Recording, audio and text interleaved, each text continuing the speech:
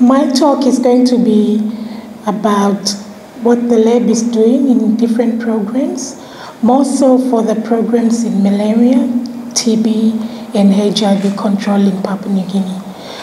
Central Public Health Lab is part of the Department of Health, as you will see in the next couple of slides. Just to show you that we don't function as a lab by ourselves.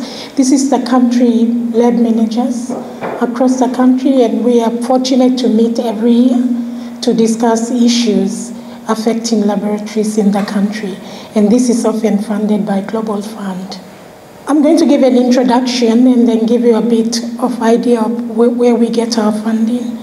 HAJAR, the external quality assessments that we run, and issues that affect our lab performance. I was told to do an overview, so I'm not going to be very detailed in some of the topic matters, but I'll elaborate where Bennett is going to be of importance.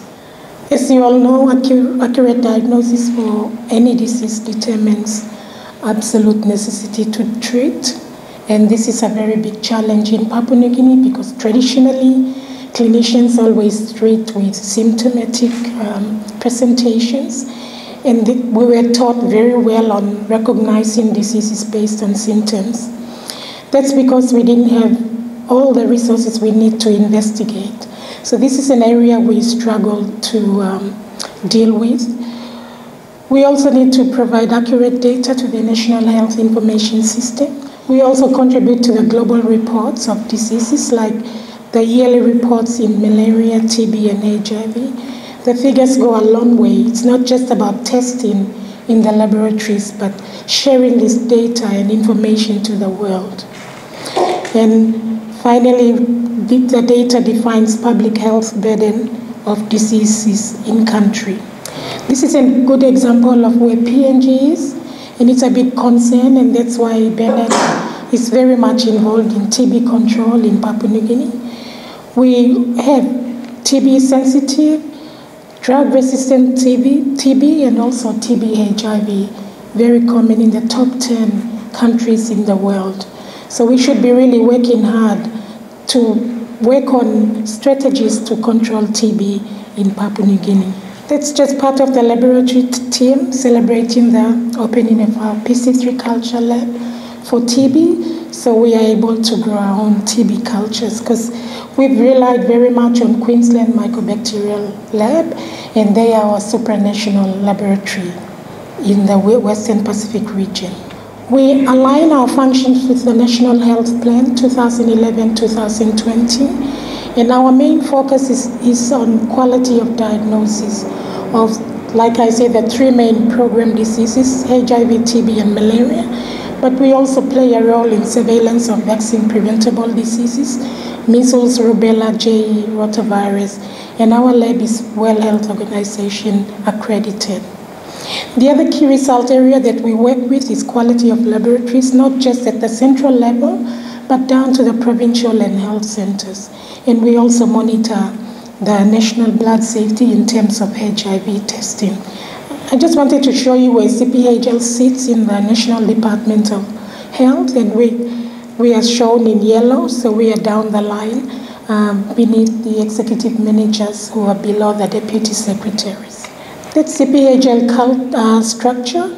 The ones in red are yet to be confirmed, but we are already functioning as programs, and these are supported by our developmental partners, mainly Global Fund, but also Clinton Health Access Initiative, which is funded mainly by the Australian government.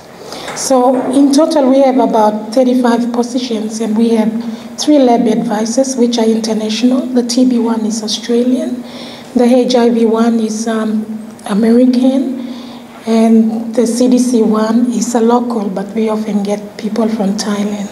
Our budget in 2004, we functioned at 4 million, but we need more money than that. We often run out of reagents, but this is the distribution of where we get funding from, and it's not from the Department of Health. They just pay our salaries, but bulk of the money for operations come from our developmental partners. So Central Public Health really depends on our partners to keep us going, and the government of Australia plays a major role in TB control and funding our cultures. Our technical advisor is funded by the government of Australia. Clinton Health Access Initiative does a lot of work on HIV, including PCR. So the clinic, we also perform clinical activities, especially in Port Moresby General Hospital, which is the major reference hospital for the country.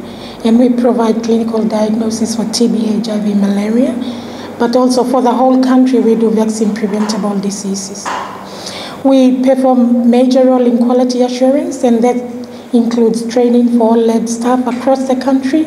We also run external quality assessment schemes across the country, and we also go on supervisory visits. This is one of the remote parts of West Sundown, border of Indonesia, and this is one of the areas we visit. The building might look good, but when you go inside, the hemoglobinometer was in the 1960s. So it's unequal distribution of resources in the country. And we also did contribute to surveillance data. I'll go a bit in detail with TB at the moment. At the national level, we have a comprehensive services for TB diagnosis, and we support Daru as well as other parts of the country.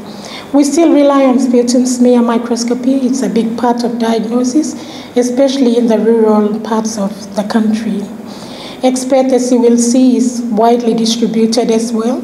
And since January, although the building was opened last year, we started culturing this year in January. We hope to do DST for first line and second line and TB reagents by Q3 and 4 of this year. We are going to introduce line probe assay as well this year. Like I said before, we have a laboratory network within country, and we do all the sputum smear microscopy and quality assurance of that. And we install our gene experts ourselves and validator testing ourselves. We also help in operational research and drug resistance surveillance. In fact, the HIV paper, which was recently published, was input from Bennett Institute, where our staff came and ran the tests that we collected in PNG. So if a laboratory is functioning well in country, this is the type of tiered network we have. And the peripheral labs use the basic microscopy. Intermediate now have, the provincial hospitals now have gene experts across the country. And CPHL, we're trying to develop more complicated tests as we go along. This map shows you the distribution of the diagnostics for TB. We have over 100 microscopy sites, gene experts now 22 across the country.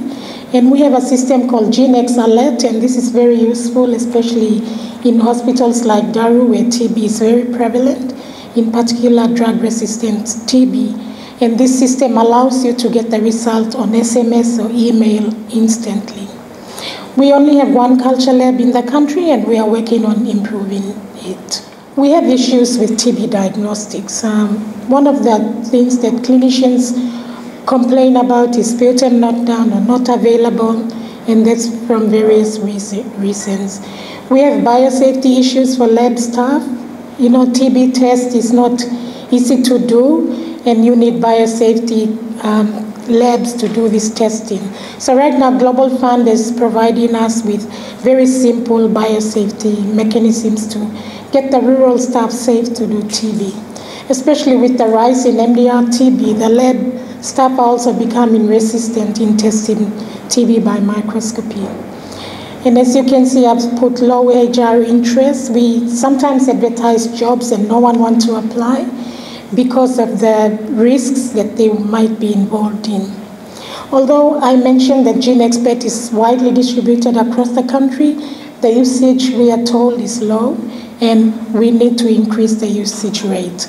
And one of the things that has come up with the committees in the government is make GeneXpert the first line of screening. So any patients with suspect TB should have a GeneXpert and not smear microscopy.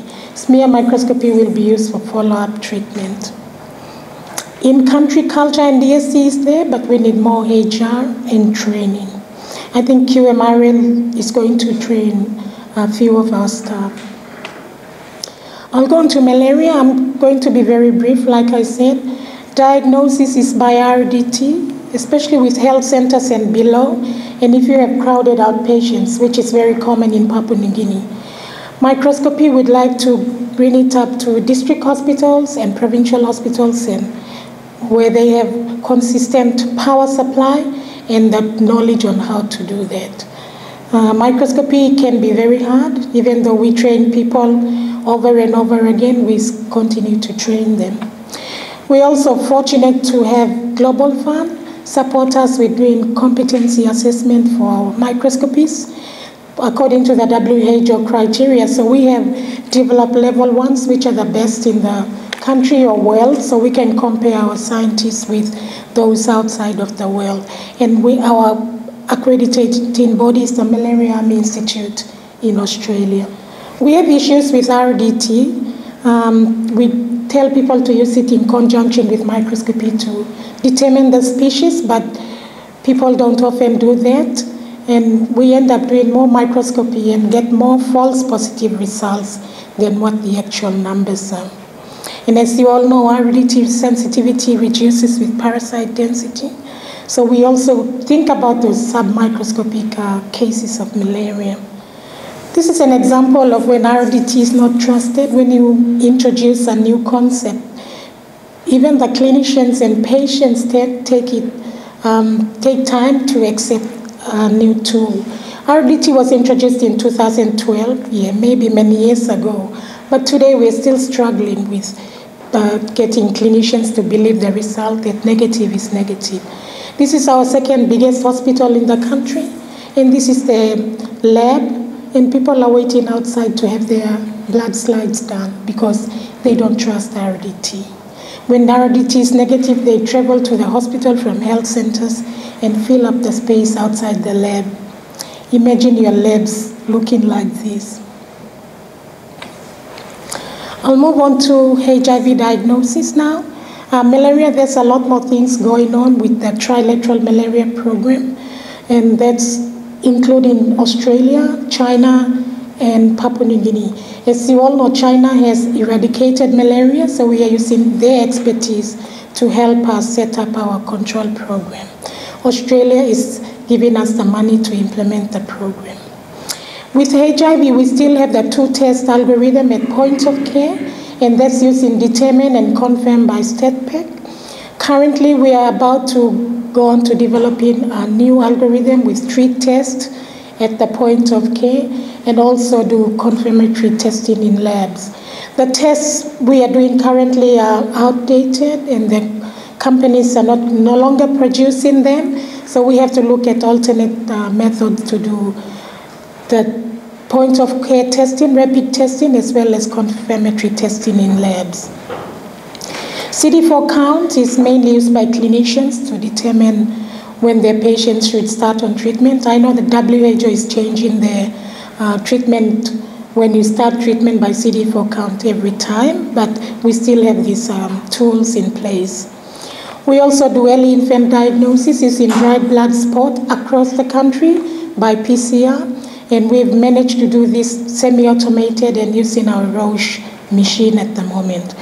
We do viral load by PCR, but the coverage is only 1%, and that's very, very low, and we hope to improve that by a device that Professor Anderson gave to me yesterday to see if we can separate plasma on site and send it with a better yield. At the moment, the DBS is not working with our PCR.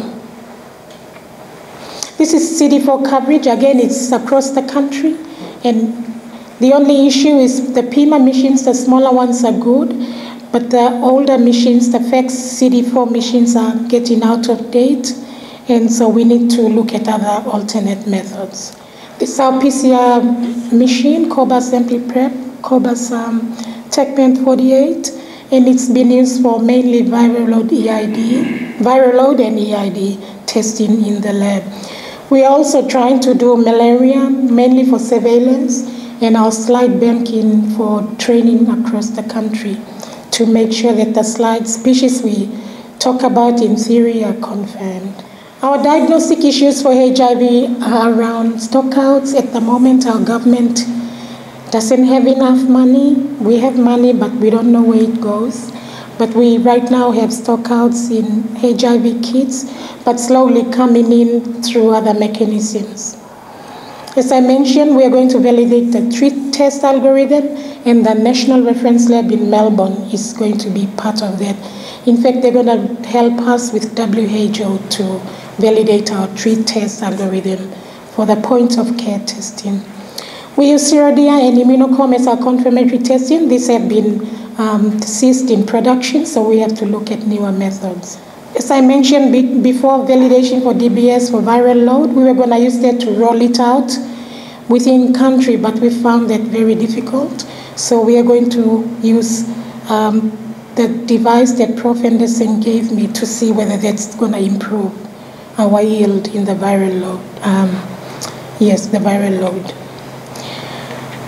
Despite the technology that we are developing, we also have national issues, and these are common among all facilities, and I'll quickly run through before I finish. And human resource is the biggest problem. We need to invest a lot more on our human resource.